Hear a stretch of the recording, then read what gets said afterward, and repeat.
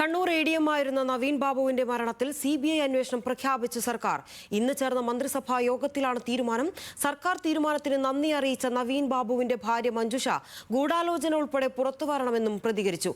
അതേസമയം ഇടതു സർക്കാർ കാലത്ത് കേസ് നടപടികളിൽ വീഴ്ച പറ്റിയിട്ടില്ലെന്ന് CPIM ജില്ലാ സെക്രട്ടറി രാജു എബ്രഹാം പറഞ്ഞു.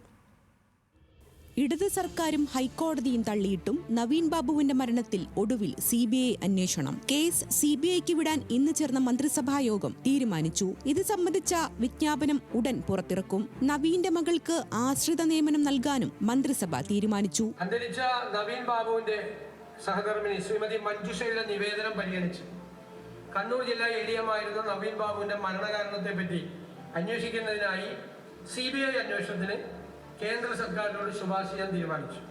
അദ്ദേഹത്തിന്റെ മകൾ കുമാരി നിരഞ്ജന നായർക്ക് പ്രത്യേക കേസായി പരിഗണിച്ച് ആശ്രിത നിയമനം നൽകാൻ റവന്യൂ വകുപ്പിന് നിർദ്ദേശം നൽകി. CBI അന്വേഷണം ആവശ്യപ്പെട്ട് നവീൻ ബാബുവിന്റെ കുടുംബം മുഖ്യമന്ത്രി VD സതീശനെ കണ്ടിരുന്നു. പിന്നാലെയാണ് തീരുമാനം. നടപടിയെ സ്വാഗതം ചെയ്ത് കുടുംബം രംഗത്തെത്തി. ഞങ്ങളുടെ ആവശ്യങ്ങൾ മനസ്സിലാക്കി ഞങ്ങളോടൊപ്പം നിന്ന കേരളത്തിന്റെ ബഹുമാന്യനായ മുഖ്യമന്ത്രി ശ്രീ VD സതീശൻ അവർകളോട് ആദ്യം തന്നെ നന്ദിയും കടപ്പാടും അറിയിക്കുന്നു. അതുപോലെ നമ്മുടെ പ്രതിസന്ധി ഘട്ടങ്ങളിലെല്ലാം ഞങ്ങളോടൊപ്പം നിന്ന് കേരളത്തിലെ മുഴുവൻ നാനാ തുറകളിൽപ്പെട്ട ആൾക്കാരും എല്ലാവരോടും സപ്പോർട്ടിന് നന്ദി അറിയിക്കുന്നു.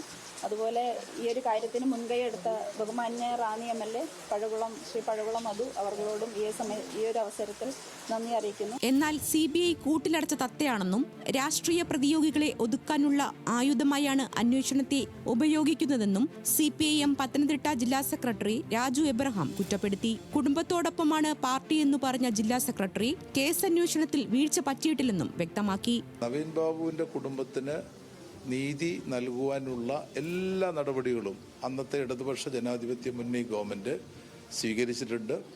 അതിൻ്റെ പ്രതികൾ എന്നാരോപിക്കപ്പെടുന്ന ആളുകൾ അവരെ ജയിലിൽ അടയ്ക്കാൻ ഒരു മടിയും ആ ഗവൺമെന്റ് കാണിച്ചിട്ടില്ല. അതോടൊപ്പം തന്നെ അവർ വഹിച്ചിരുന്ന സ്ഥാനം, ആ സ്ഥാനത്ത് നിന്ന് രാജിവെക്കാൻ ആവശ്യപ്പെട്ടതും പാർട്ടിയാണ്.